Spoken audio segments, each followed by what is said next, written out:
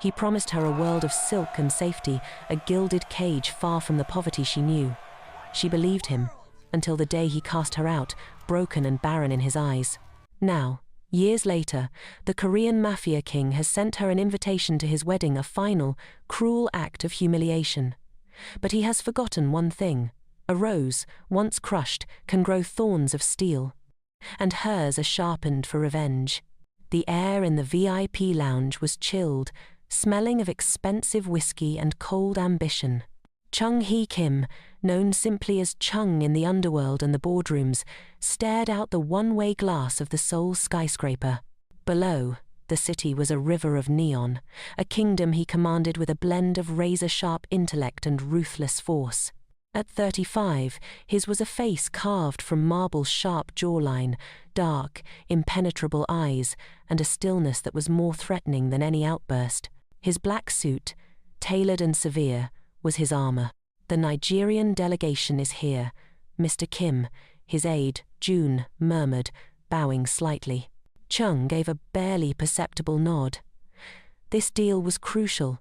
Legitimizing his empire required partners from the resource-rich African continent. He turned from the window, his gaze sweeping over the opulent room, a place where fortunes were made and broken with a handshake.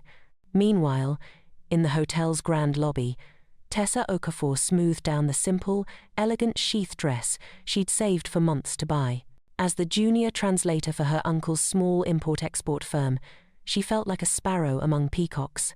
Her heart hammered against her ribs. At 26, she was all sharp angles and soft hopes, her dreams far bigger than her Lagos apartment.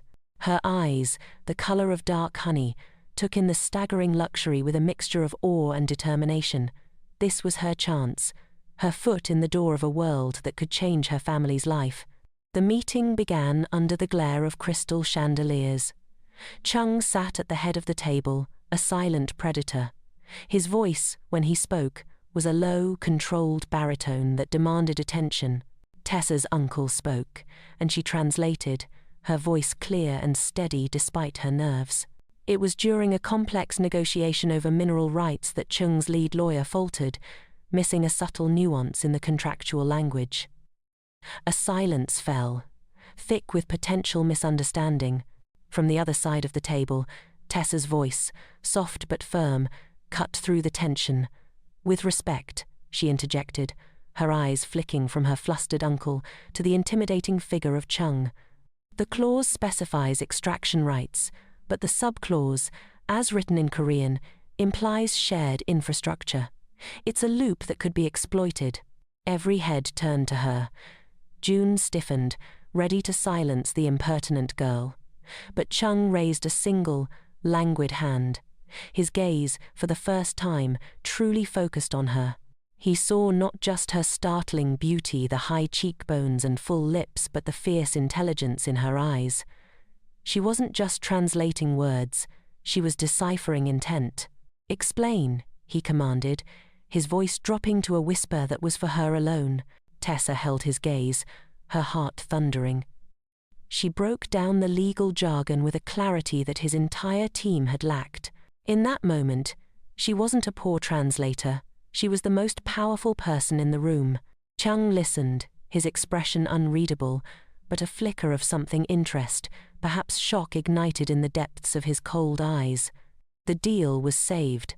As the delegation packed up, Chung stood and walked over to her. He was so close she could smell the faint, clean scent of his cologne. "You have a sharp mind," he said, his voice low. "Wasted on small deals." "Thank you, Mr. Kim," Tessa replied, her voice barely a whisper.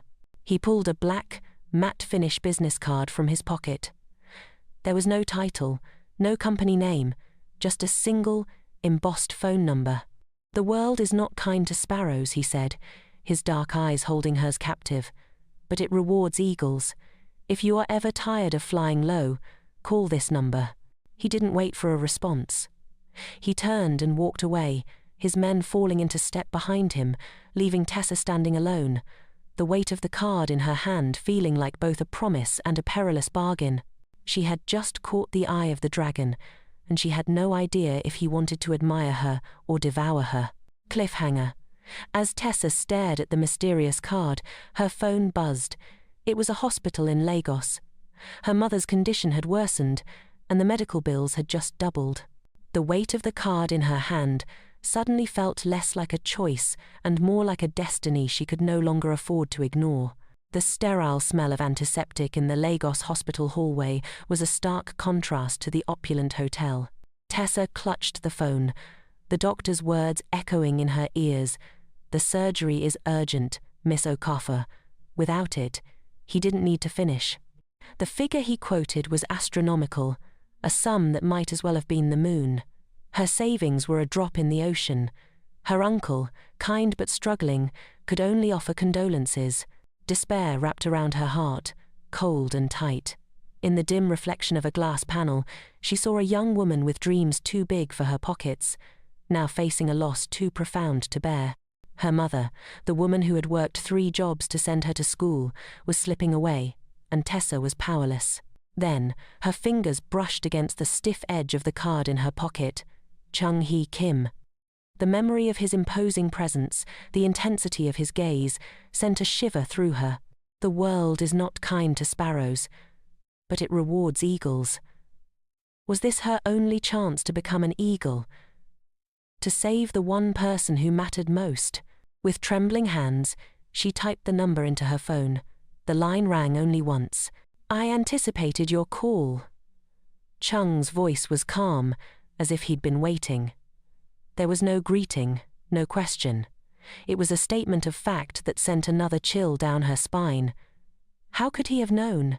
I need help," Tessa whispered, her pride crumbling like ash. "A car will be at your location in 1 hour. Be in it." The line went dead. The hour that followed was a blur. A sleek, black sedan with opaque windows glided to the curb. Inside, it was as silent and cold as the man himself. They drove to a private airfield where a jet, sleek and predatory, waited. Before she could process it, she was soaring above the clouds, leaving her old life as a speck on the ground below. She was taken not to an office, but to a penthouse in Seoul that stole the breath from her lungs. It was a masterpiece of minimalist design, all sharp angles, floor-to-ceiling windows, and priceless art. But it felt sterile, more like a museum than a home. Chung stood by the window, silhouetted against the city lights, just as he had been the first time she saw him. He turned. "Your mother will receive the best care. The debt is paid." Tears of relief welled in Tessa's eyes. "Thank you. I will repay you. I'll work for you, There is no debt," he interrupted, his voice flat. "There is only a new arrangement." He moved closer, and for the first time, she saw a crack in his marble facade. In his eyes, she didn't see the ruthless mafia boss, but a profound, haunting loneliness that mirrored her own. "The world I rule is one of shadows and betrayal," he said, his voice low. "I am surrounded by men who want my power and women who want my wealth. You." His gaze traced the line of her jaw. "You saw a loophole in a contract. You looked at me not with greed but with clarity. You are an outsider. That makes you the only one I can trust." He presented her with a single sheet of paper. It was not an employment contract. It was a proposal of marriage. A business arrangement, he called it. A union that would grant her unimaginable wealth, safety, and status. In return, she would be his wife in name, his confidant in business, and the sole barrier against the vipers in his court. She would give him the one thing his money couldn't buy, a semblance of normalcy, a loyal partner in a den of thieves. Tessa looked from the document to the man. He was offering her a gilded cage to save her mother's life. She thought of the hospital, of the crushing poverty, of this man's unexpected vulnerability. It was madness. It was salvation. Her hand trembled as she reached for the pen. The silence in the room was deafening, broken only by the soft scratch of her signature sealing her fate. Cliffhanger. The moment the pen left the paper, Chung's demeanor shifted. The brief vulnerability vanished, replaced by the cold, impenetrable mask of the Mafia King. "Good," he said, his voice devoid of all warmth. "The ceremony is in 3 days. There is just one final condition you must agree to. The word condition hung in the sterile air of the penthouse, cold and sharp as a shard of glass. Tessa's hand, which had just moments ago felt the weight of the pen, now felt numb. The relief of saving her mother was instantly curdled by a new, chilling dread. Chung's face was a closed door, the brief glimpse of loneliness she'd seen now locked away behind a fortress of ice. A condition? Tessa's voice was a whisper, barely disturbing the heavy silence. Chung didn't answer immediately. He walked to a hidden panel in the wall, which slid open to reveal a safe. From it, he retrieved a simple, black ring binder. He placed it on the glass table between them with a definitive thud. "This is not a request, Tessa. It is the foundation of our partnership." He opened the binder. The first page was not a financial document, but a detailed medical report. Her medical report. "You will undergo a full fertility workup, immediately." The air left Tessa's lungs. She stared at him, stunned. "What? Why?" "An heir is not a desire in my world," he explained, his tone as clinical as the report in front of him. "It is a strategic necessity. A successor secures the legacy, stabilizes the empire, and deters challengers who would see a childless leader as vulnerable. My bloodline must continue." He flipped the page, revealing more cold, hard type. "Our contract is for 7 years. In that time, you are expected to produce an heir. A son is preferable, but a daughter is acceptable. Failure to do so." He let the sentence hang, his dark eyes finally meeting hers, and in their depths, she saw not cruelty, but a ruthless, unshakable pragmatism that was somehow worse. "Failure constitutes a breach of our agreement. The marriage will be dissolved. You will be provided for, but you will leave with nothing of the Kim legacy." Tessa felt the world tilt. This wasn't a marriage, it was a corporate merger with her body as the key asset. The gilded cage she had just entered now had bars of cold, hard steel. She thought of the love stories she'd secretly cherished, the dream of a family built on affection, not obligation. This was a transaction, and her worth was measured in her potential to bear a child. And if I refuse this condition?" she asked, her throat tight. Chung's gaze was unwavering. "Then the agreement is void. The financial support for your mother ceases as of this moment. The choice remains yours." It was no choice at all. It was an ultimatum.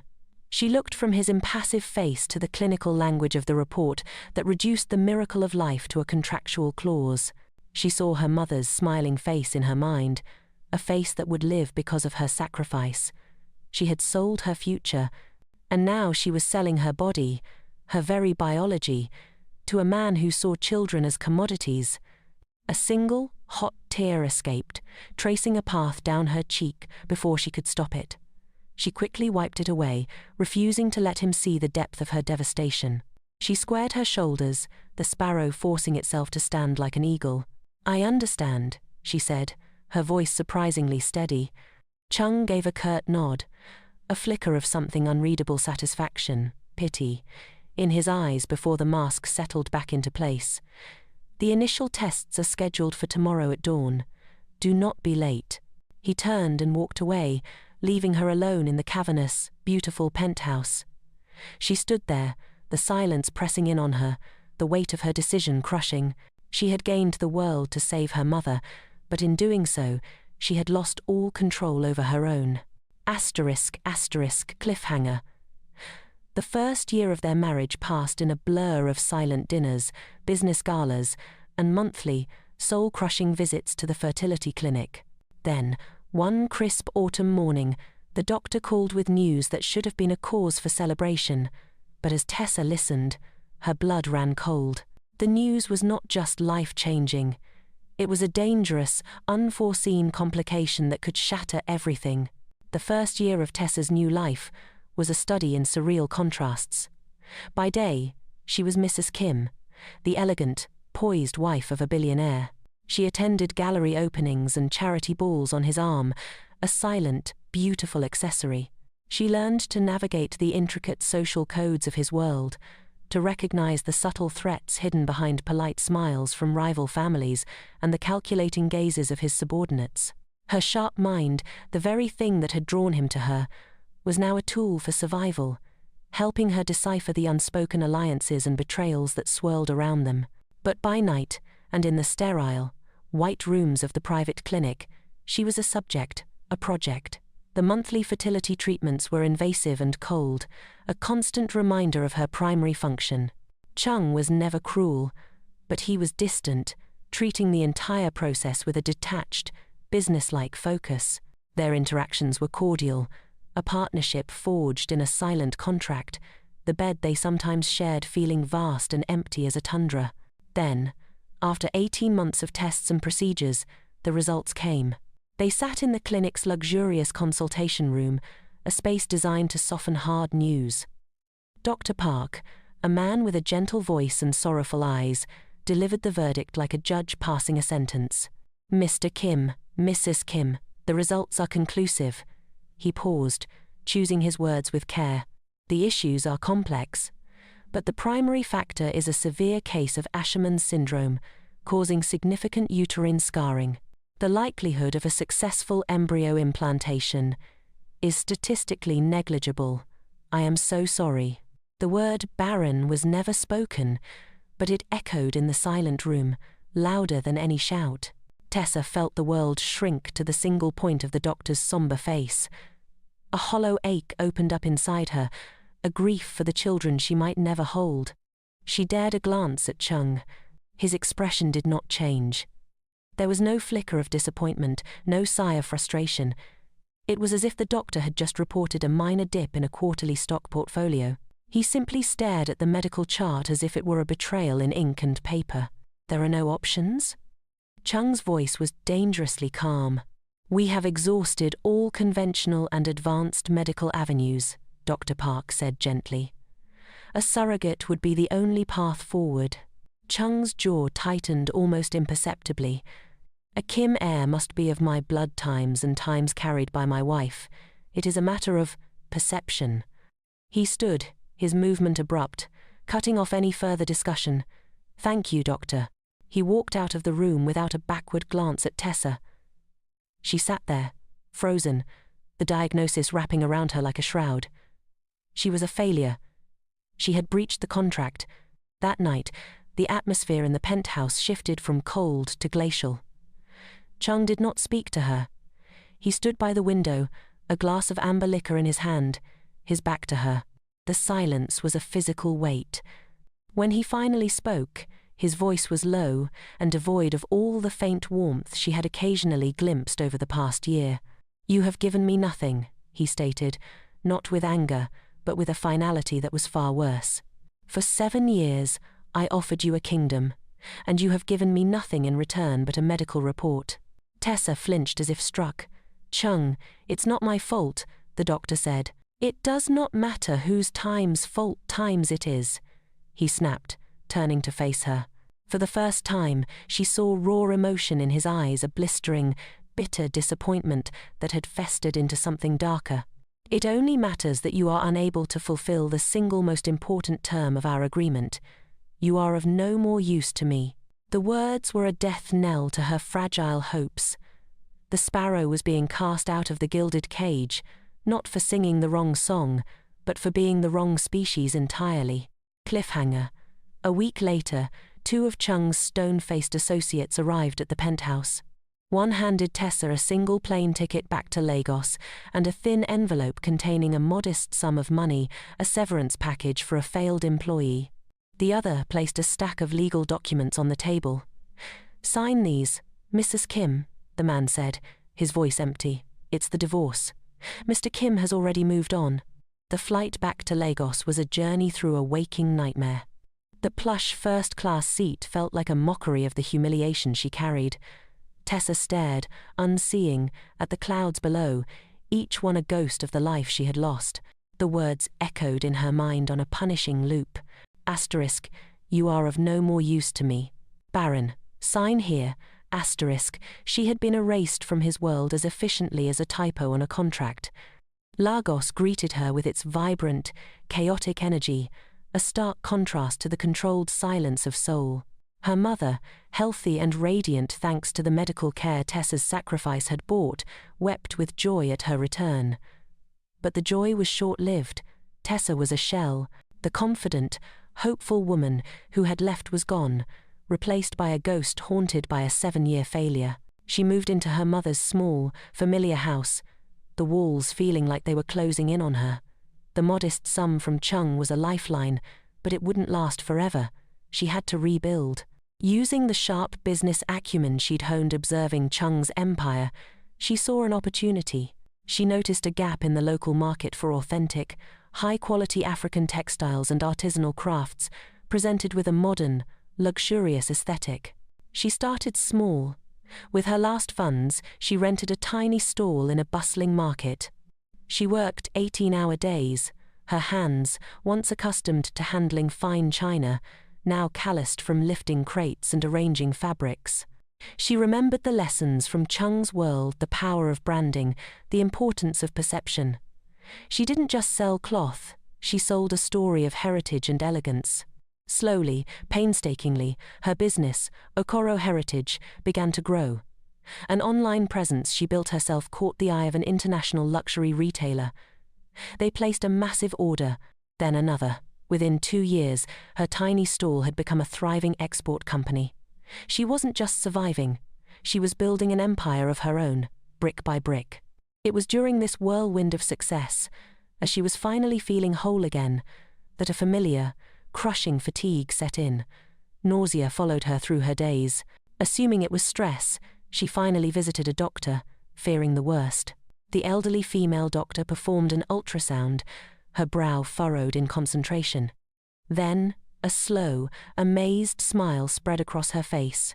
"Miss Okafor, the diagnosis you received in Korea," the doctor began, her voice filled with wonder. "It seems they were tragically, miraculously wrong." She turned the monitor. Tessa's breath caught in her throat. On the screen, not one, but 3 tiny, distinct heartbeats flickered like captured stars. Triplets. A sob ripped from Tessa's chest, a torrent of emotions: shock, joy, vindication, and a fierce, roaring protectiveness.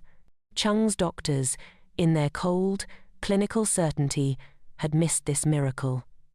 The barren woman was carrying 3 lives, his heirs. She made a decision then, her spine straightening with a resolve forged in fire and betrayal. The world would never know her children as his. They were hers alone. She poured every ounce of her success into ensuring their future. The modest business became a multi-million-dollar enterprise. The small house was replaced by a secure, beautiful home. She was no longer Chung's discarded wife. She was Tessa Okoro, a powerhouse in her own right. 5 years after her divorce, as her 3 identical sons played in their sun-drenched garden, a heavy, cream-colored envelope arrived. It was addressed in an elegant, familiar script that made her blood run cold. Inside was a wedding invitation. Chung Hee Kim was marrying Choi Soo-jin, the daughter of a powerful rival family. And scrawled at the bottom, in his own hand, was a message. Asterisk, "I expect you to attend. I want you to see what a real union looks like." Asterisk. It wasn't an invitation. It was a declaration of war, a final, cruel attempt to grind the poor, barren ex-wife into the dust at the pinnacle of his new happiness. A slow, dangerous smile touched Tessa's lips for the first time in years. He thought he was inviting a sparrow to witness the eagle's flight. He had no idea the sparrow had grown talons of her own. Cliffhanger. Tessa looked at her 3 beautiful boys, then at the invitation. She walked to her sleek, black laptop, the key to her empire, and opened a secure line to her logistics manager. "Cancel my appointments for the last week of this month," she said, her voice calm and steely. "And source something for me. I need a car, make it a Lamborghini. I have a wedding to attend." The Grand Schiller Hotel's ballroom was a cathedral of opulence, dripping with orchids and swathed in silk. Every glittering chandelier, every note of the live orchestra, was a testament to Chung Hee Kim's absolute power. He stood at the altar, a figure of cold perfection in his custom-made white tuxedo. Beside him, his bride, Choi Soo-jin, was a porcelain doll, beautiful and empty, the human seal on a business merger that would consolidate his empire. But Chung's attention was not on her. His dark eyes, hidden behind a mask of calm, periodically scanned the crowded aisles and the grand entrance. He was waiting. The final piece of his victory was the humiliation of his past. He had orchestrated this entire spectacle not just as a wedding, but as a coronation, and Tessa's broken presence was meant to be the final, contrasting shadow to his brilliant light. "Nervous, boss?" June murmured, appearing at his side. "A king is never nervous on the day he secures his dynasty," Chung replied, his voice low. He adjusted his cufflinks, platinum engraved with the Kim family crest. "Has she arrived?" "No sign of her, sir. Perhaps she was too ashamed to come." A flicker of disappointment, sharp and bitter, crossed Chung's features. He wanted to see her one last time, to see the proof of his absolute victory over the one failure in his meticulously controlled life. The ceremony began. The massive, ornate doors swung shut with a resonant thud that echoed through the hall. It was done. She hadn't come. He had won. As he turned to face his bride, a hollow feeling bloomed in his chest. The triumph felt empty. Then it happened. A low, guttural roar, like that of an awakened beast, cut through the serene music. It grew louder, vibrating through the marble floors, shaking the champagne in the flutes. Heads turned. Whispers erupted. The orchestra faltered. Outside the glass walls of the ballroom, a vision in blistering sunset, orange sliced through the hotel's driveway. A Lamborghini Aventador, sleek, predatory, and impossibly loud, came to a perfect, dramatic halt directly in front of the main entrance. The doors, scissoring upwards, seemed to move in agonizing slow motion. A hush fell over the 1,000-strong crowd. All cameras, professional and phone, swiveled from the altar to the entrance. And then she emerged. Tessa Okoro did not slink in, ashamed. She descended from the hypercar like a queen alighting from her throne. She was a vision of lethal elegance. A dress of liquid gold, tailored to her powerful new curves, hugged her frame. Her hair was styled in a sophisticated cascade of curls, and her eyes, once filled with gentle hope, now blazed with unshakable confidence. She was radiant, formidable, and breathtakingly wealthy. A collective gasp swept the room. Chung stood frozen at the altar, his blood turning to ice in his veins. This was not the broken woman he had cast out. This was a rival sovereign. But the shock was only beginning. From the passenger side of the Lamborghini, a uniformed nanny emerged. And then, one by one, 3 identical little boys, no more than 4 years old, stepped out. They were dressed in impeccable miniature suits, their postures straight, their faces a perfect, heartbreaking blend of Tessa's warm features and Chung's own sharp, aristocratic lines. The triplets, his triplets. Time stopped for Chung. The world narrowed to the sight of those 3 boys, the living, breathing heirs he had desperately wanted, the proof of the legacy he thought she had denied him.